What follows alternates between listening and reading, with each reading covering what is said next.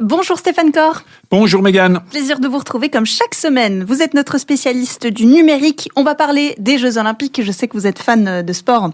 C'est votre passion. On a appris il y a quelques semaines en arrière que Aya Nakamura, la chanteuse, était pressentie pour chanter pour l'ouverture des Jeux Olympiques. Et cette information, elle fait un peu jaser, hein.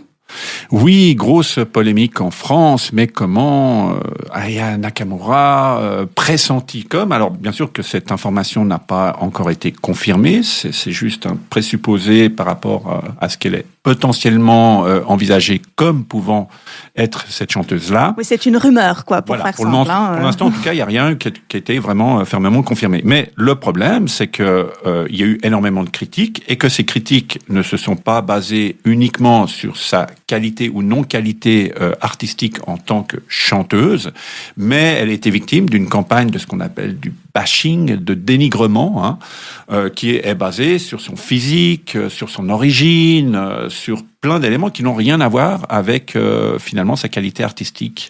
Ouais, ce qui pose aussi problème, c'est Aya Nakamura, mais Aya Nakamura qui chanterait, on met tout au conditionnel, du Édith Piaf. C'est l'ensemble qui pose problème. Voilà, alors là, ça fait réagir la droite identitaire française, où on a eu dans certains partis, des sortes de propos tels que il n'y a pas moyen Aya, ici c'est Paris, c'est pas le marché de Bamako, par rapport aux origines maliennes de cette française, qui, je le rappelle aussi, est la chanteuse française la plus connue au niveau international. Après, on a le droit de s'opposer éventuellement à ce que ça soit cette personne qui représente, entre guillemets, la France. Mais la réalité, c'est que finalement, il y a beaucoup de contenus dénigrants qui ont été partagés sur les réseaux sociaux, ce qu'on appelle des mèmes Internet. C'est des images qui illustrent la chanteuse avec des propos, ou celles qui mettent, par exemple, une photo d'Édith Piaf avec les paroles de Aya Nakamura sur un morceau de rap, ce qui bien sûr n'est pas possible, vu qu'à l'époque d'Édith Piaf, il n'y avait pas ni ce type de français, vraiment de rap, ce type de non. paroles, rien du tout. Donc voilà, le but étant de dénigrer, d'humilier, sous le couvert de l'ironie, de l'humour, du sarcasme, etc.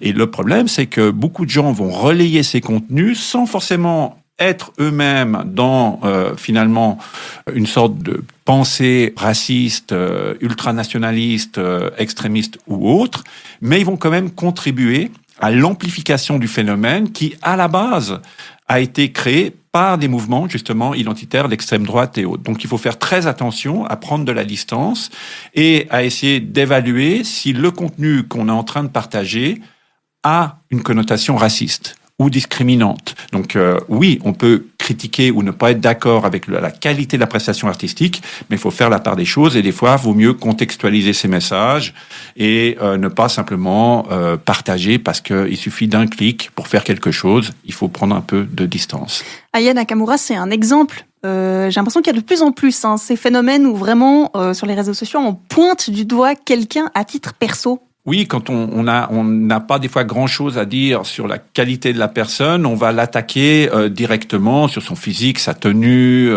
sur d'autres éléments qui ne sont pas l'élément clé dont on aimerait débattre. Et oui, c'est problématique. Et oui, c'est facile. Et oui, malheureusement, les gens relaient et amplifient ce type de campagne parce que des fois, il manque de distance critique par rapport à la compréhension de la nature des contenus. Moi, j'ai des gens qui me sont dit, oui, mais il faut séparer l'humour de ceci et de cela. Non, si le contenu qui lui-même a cette connotation raciste, discriminante, dégradante, il n'y a rien à voir avec l'humour. Je suis désolé. Il y a quelque chose qui est dit au niveau de la Commission fédérale contre le racisme qui dit que aucun droit humain, y compris la liberté d'expression, ne peut être utilisé comme une justification à une atteinte à la dignité humaine.